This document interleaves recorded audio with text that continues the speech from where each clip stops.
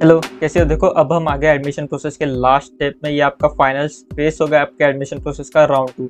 तो यहाँ पे जो भी चीज़ें करोगे एकदम सोच संभल कर करना। ओके, इसके बाद होगा आपका स्पॉट राउंड, वैकेंसी राउंड, लेकिन वहाँ पे हम कंप्लीटली डिपेंड नहीं रह सकते जितना हम कैप राउंड 2 पे डिपेंड रह सकते हैं।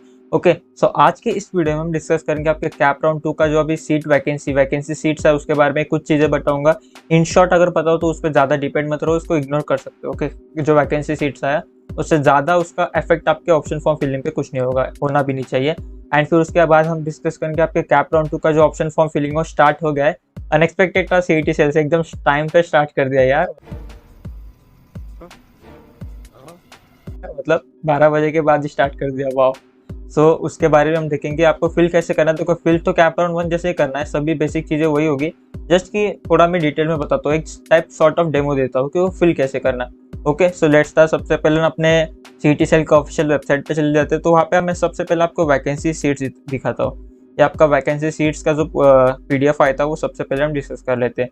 सो यहाँ पे मैं आपको एक कॉलेज दिखाता हूँ, सबसे टॉप कॉलेज महाराष्ट्र का COEP। तो आप देखोगे COEP के CS में 43 सीट्स वैकेंट है। ये कल देख के बहुत शॉक हो गई थी कि अरे दादा, COEP में कैसे 43 सीट्स वैकेंट हो सकते हैं, बाकी कॉलेज में तो इतने CS की सीट्स वैकेंट है ही नहीं।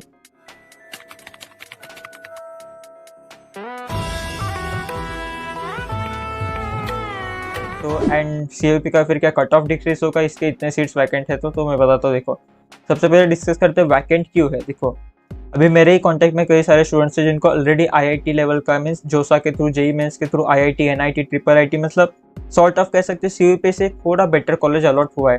तो वो भी क्या और उनको CT में भी एकदम बेस्ट परसेंटाइल थे, बेस्ट रैंक थी, मीन्स 2 डिजिट या फिर 3 डिजिट रैंक थी उनकी, मतलब अंडर 100 ऐसी रैंक थी, मतलब अच्छी रैंक थी। तो उन्होंने भी कैप राउंड 1 में पार्टिसिपेट किया था। सबका फर्स्ट प्रेफरेंस या तो COEP या फिर VJTI होता है, तो उनका भी COEP था, उनको अलॉट हो गया। लेकिन उनको उससे भी अच्छा कॉलेज मिला है, IIT मिला है, सो वो क्यों लेंगे COEP? ओके, तो इसलिए उन्होंने एडमिशन लिया ही नहीं, मीन्स उनको अलॉट तो हो गया था फर्स्ट राउंड में, लेकिन उन्हें कॉलेज में जाकर रिपोर्ट नहीं किया, सीट रिपोर्ट नहीं किया, इसलिए वो कैप राउंड 1 से बाहर हो गए, क्योंकि उनको फर्स्ट प्रेफरेंस अलॉट हुआ था। एंड यहाँ पे आपको सीट्स वैकेंट दिखा रहे। कल बहुत बच्चे खुश हो गए थे कि, मतलब कुछ बच्चे ऐसा भी कंफ्यूज हो गए थे कि हमारा परसेंटाइल तो अच्छा था लेकिन हमको COEP नहीं मिला, लेकिन यहाँ पे सीट्स भी वैकेंट है। तो सीट्स वैकेंट बाद में हुए, जब जिन बच्चों को अलॉट हुआ था उन्होंने वहाँ पे रिपोर्ट नहीं किया, एडमिशन नहीं लिया जो उनका फर्स्ट प्रेफरेंस था, इसलिए यहाँ पे सीट्स वैकेंट हो गए। देखो, COEP सबका फर्स्ट प्रेफरेंस ही होता है, फर्स्ट प्रेफरेंस पे अगर आप रिपोर्ट नहीं करते हो, जाके एडमिशन नहीं लेते हो, तो सीट्स आपका मतलब वो वैकेंट हो जाता है। तो ये COEP का था। तो अभी क्या COEP CS का कट ऑफ डिक्रीज होगा? हाँ, हर साल होता है। लास्ट ईयर भी लगभग 15-16 ऐसे कुछ, इतना याद नहीं है, लेकिन बहुत ज़्यादा सीट्स वैकेंट थे बाकी कॉलेज के कंपेरिजन में COEP का। सो कट ऑफ कितना कम होगा? ज़्यादा कम नहीं होगा, जितना था उतना ही रहेगा, बस रैंक थोड़ा डिफर करेगा। जैसे 50 to 100 के रेंज में रैंक डिफर कर सकता है। लेट्स से कि एग्जांपल दे रहा हूँ जस्ट, कि समझो कट ऑफ 99.8 होगा तो एकदम स्लाइट चेंज हो जाएगा। जैसे 99.8 होगा समझो, तो 99.7 हो सकता है, या फिर 99.8 ही रहेगा। बस ये आपका रैंक थोड़ा ये हो जाएगा, रैंक थोड़ा बढ़ जाएगा, मीन्स ओवरऑल कट ऑफ थोड़ा डिक्रीज होगा COEP CS का। Same goes for VJTI CS and बहुत सारे कॉलेज है जिनका जो बाकी नॉन टेक ब्रांचेस को छोड़ के नॉन टेक ब्रांचेस है, वहाँ पे भी उनके बहुत सारे सीट्स वैकेंट है, तो उनका डेफिनेटली कट ऑफ कम ही होगा। लेकिन जो टेक ब्रांचेस है बाकी सारे कॉलेज में, उनका बहुत ज़्यादा चांसेस है उनका स्लाइटली कट ऑफ बढ़ ही जाए। टेक ब्रांचेस का कट ऑफ बढ़ना इन द सेंस ऐसा नहीं होता है कि 95 से सीधा 98 चला जाए, स्लाइटली बढ़ जाता है। जैसे 95.5 होगा तो 95.7 हो जाएगा। ओके, एंड जिन बच्चों को राउंड 1 में कॉलेज, कोई भी कॉलेज अलॉट नहीं हुआ, आप देख लेना वैकेंसी कितने कॉलेज में कितने वैकेंट सीट्स। अगर आपको टेक ब्रांचेस चाहिए तो इसका मतलब ज़्यादा रेफरेंस आपको लेना ही नहीं है वैकेंट सीट्स का, आपको आपके हिसाब से ऑप्शन फॉर्म भरना है। और एक मैं आपको, बहुत सारे स्टूडेंट्स को कन्फ्यूजन है इस वैकेंसी सीट्स के रिलेटेड, वो सॉल्व कर देता हूँ। एक मैं पुणे का और एक कॉलेज लेता हूँ, जैसे हम DY पाटिल लाखोडी ले लेते हैं, तो इसका एक एग्जाम्पल मैं आपको दे देता हूँ। तो देखिए, आपका DY पाटिल लाखोडी का हम कंप्यूटर साइंस, कंप्यूटर इंजीनियर का लेते हैं। यहाँ पे 11 सीट्स वैकेंट है। ओके, लेकिन ओपन कैंडिडेट्स के लिए, जनरल के लिए 0 सीट्स वैकेंट है। तो अभी कोई बच्चा सोचेगा, मतलब कल से बच्चे पूछ रहे थे कि यहाँ पे 0 सीट्स वैकेंट है, तो ये ऑप्शन फॉर्म में डाले कि नहीं डाले। तो आपको वही बोला मैं स्टार्टिंग में भी कि ये इसको रेफरेंस पकड़ना नहीं है। यहाँ पे 0 सीट्स भले वैकेंट हो, लेकिन आपको ऑप्शन फॉर्म में डालना ही है। क्यों? समझो, मैं आपको एग्जाम्पल देता हूँ। यहाँ पे कोई स्टूडेंट है जिसको राउंड 1 में DY पाटिल का CS अलॉट हुआ है, मतलब कंप्यूटर इंजीनियरिंग अलॉट हुआ है, उसने बेटरमेंट चूज किया, लेकिन आपको उसको राउंड 2 में, समझो सपोज राउंड 2 में उसको इससे अच्छा कॉलेज मिल जाता है, समझो COEP मिल गया, तो वो राउंड 2 में उसको COEP मिल गया, तो यहाँ पे ऑटोमेटिकली सीट वैकेंट हो जाएगा। लेकिन अभी दिख रहा है क्या? नहीं दिख रहा है। इसलिए आपको सीट मतलब आपके ऑप्शन फॉर्म में सारे कॉलेज डालने हैं, मतलब सारे इन द सेंस जो आपको चाहिए। तो यहाँ का कोई भी आपको रेफरेंस नहीं लेना है कि ये कॉलेज में इतने वैकेंट है तो मैं ये डालूंगा, ये कॉलेज में वैकेंसी नहीं है तो नहीं डालूंगा। यहाँ का कुछ आपको ज़्यादा रेफरेंस नहीं लेना है, यही था कि एंड यहाँ पे नीचे नोट भी लिखा है, देखिए सीईटी सेल ने खुद नोट भी लिख कर दिया है, वैकेंसी पोजीशन में vary, candidates are advised to fill all eligible choice code of their choice respectively irrespectively of vacancy positions. Means मतलब यहाँ इसका रेफरेंस मत लीजिए, ये वेरी भी हो सकते हैं। जैसे मैंने अभी आपको एग्जांपल दिया, किसी ने अगर बेटरमेंट चूज किया होगा और उसको अच्छा कॉलेज मिल गया तो ऑटोमेटिकली यहाँ पे वैकेंसी क्रिएट होगी। इसलिए आपको इसका मतलब इसको रेफरेंस कुछ देखना ही नहीं वैकेंसी सीट्स को, बस आप देख सकते हो खोल के। बाकी आपको ऑप्शन फॉर्म एकदम जैसे राउंड 1 में एकदम रिसर्च करके जैसा फिल किया था वैसे ही करना है। कल मैंने बोल दिया कि आपका जिनको कॉलेज अलॉट हुआ था उनका ऑप्शन फॉर्म शॉर्ट होना चाहिए। शॉर्ट में से मेरा मतलब ताकि जो कॉलेज आपको अलॉट हुआ है उसके कम कट ऑफ वाले कॉलेज नहीं डालने। ऐसा नहीं कि मैं बोल रहा था 4-5 ही कॉलेज डालो, ऐसा नहीं कि आपको अगर कम परसेंट है तो ऑब्वियसली आपके कॉलेज ज़्यादा ही आएंगे। ओके, सो वैसा करो, मतलब शॉर्ट का मेरा ये मतलब नहीं था कि एकदम कम ही कॉलेज डालो। अगर आपको कम परसेंट है तो ज़्यादा कॉलेज उसमें आ ही जाएंगे, लेकिन ऐसे कॉलेज डालना जहाँ पे आपको 100% लग गया तो आपको वहाँ पे लेना ही है। उसका फीस, उसके कॉस्ट ऑफ लिविंग, कॉलेज के सराउंडिंग सारे आप वहाँ पे चेक कर सकते हो, वही चेक करके डालना। ऐसे कॉलेज मत डालना कि मतलब जो आपको लगेगा 100%, मीन्स उसका कैप राउंड 1 का कट ऑफ आपके कॉलेज के कट ऑफ से कम है, सो आप कैप राउंड 1 का कट ऑफ चेक कर सकते हो।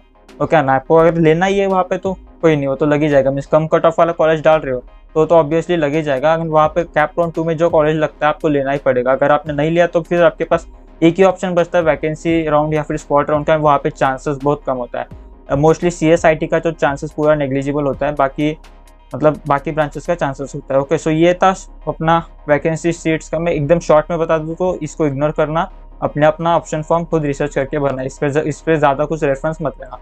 ओके, सो अभी हम देखते हैं एक शॉर्ट डेमो कि आपको कैप राउंड 2 का ऑप्शन फॉर्म कैसे फिल करना है। Let's start. तो सबसे पहले आपको सीईटी सेल की वेबसाइट पर आकर लॉगिन करना है। आपका यूजर आईडी एंड पासवर्ड डाल के बाद लॉगिन करने के बाद कुछ ऐसा आ जाएगा आपको, देखो ये तो ऐसा आता। फिर आपको कुछ कैप राउंड 1 में जो इंस्ट्रक्शंस थे वैसे आएंगे। आपको स्टार्टिंग में ऐसा आएगा, incomplete option form for cap round. अभी बहुत सारे बच्चे पूछ रहे थे कि ऐसा क्यों आ रहा है, not admitted till now, means आपने अब तक एडमिशन लिया नहीं है। जब भी आप एडमिशन लोगे अपने कॉलेज में जाकर फीस पे करके तो यहाँ पे एडमिटेड आ जाएगा ग्रीन कलर कर।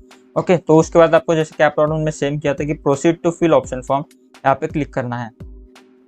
उसके बाद देखो आपके यहाँ पर एक ऑप्शन होता है, जैसे कैप राउंड में ये ऑप्शन नहीं था कि would you like to import options filled by you in CAP round में। जो आपने कैप राउंड में ऑप्शंस आपने डाले थे वही आपको सेम चाहिए कि फिर आप अलग से नया ऑप्शन फॉर्म बनाना चाहते हो। तो मैं आपको एग्जांपल लेके दिखाता हूँ। मैं नो कर देता हूँ, मुझे अलग से एक नया ऑप्शन फॉर्म डिजाइन करना है, इसलिए मैं यहाँ पे नो करके 7 प्रोसीड कर देता हूँ। अगर आप यस करते तो जो आपका कैप राउंड में ऑप्शन फॉर्म था वो ऑटोमेटिकली इंपोर्ट हो जाएगा। उसमें आप चेंजेस कर सकते हो, ऊपर नीचे कर सकते हो, कुछ ऑप्शंस निकाल भी सकते हो, कुछ ऐड भी कर सकते हो, लेकिन समझो नए से भी पूरा भर सकते हो।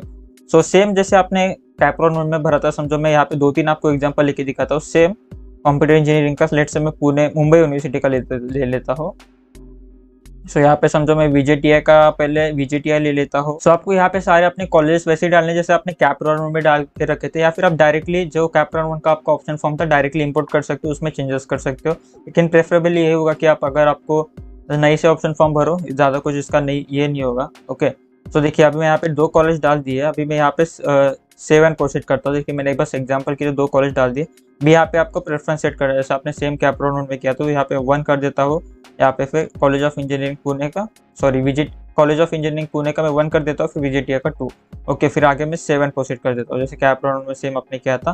तो देखिए आपका जो कॉलेज आ गया, पहले जो मैंने पहले डाला था, सेकंड में डाला था, अभी एक कॉलेज आपका एक्स्ट्रा आ जाएगा जो आपने लिस्ट में डाला ही नहीं है।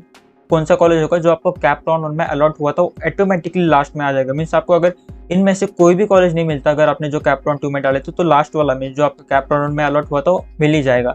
इसलिए आपका लास्ट में जो भी आप फॉर्म भरोगे ना, आपको लास्ट में वही कॉलेज आएगा, वही ब्रांच आएगी जो आपको कैप राउंड में अलॉट हुई थी। ओके, तो यहाँ पे सेम सारी चीज ऐसे ही थी जैसे कैप राउंड में थी। अगर आपको पूरा डिटेल में चाहिए कि एग्जैक्ट पूरा ऑप्शन फॉर्म कैसे फिल करना है, तो आप मेरा ऑप्शन फॉर्म वाला पुराना वीडियो जाकर देख सकते हो, आपको लिंक डिस्क्रिप्शन में मिल जाएगा। वहाँ पे मैंने डिटेल में बताया कि आपको एक्जैक्टली ऑप्शन फॉर्म कैसे फिल करना है। ओके, अगर आपने पहले देखा नहीं होगा वीडियो तो जाकर देख सकते हो ना। अगर आपने राउंड 1 में ऑप्शन फॉर्म मतलब भरा था तो आपको अच्छा खासा आइडिया एंड एक्सपीरियंस तो रहेगा कि ऑप्शन फॉर्म फिल कैसे करना है। तो आई होप कि ये वीडियो में जो कुछ मैंने बताया आपको समझ आया होगा। अगर समझ आया होगा तो लाइक कर दीजिए एंड मिलते हैं नेक्स्ट वीडियो में। तब तक के लिए चैनल को सब्सक्राइब करके रखना, क्योंकि यहाँ पे ऐसा मत समझना कि अभी सब खत्म हो रहा है तो चले जाओगे, आगे भी आएगा कंटेंट। आप देख लेना, इंटरव्यू सीरीज प्लान कर रहा हूँ मैं, इंडस्ट्री लोगों के साथ, जो इंडस्ट्री में काम करे, इंडस्ट्री की रियलिटी क्या होती है, वो सारी चीज़ें जानने के लिए interview series I am planning that.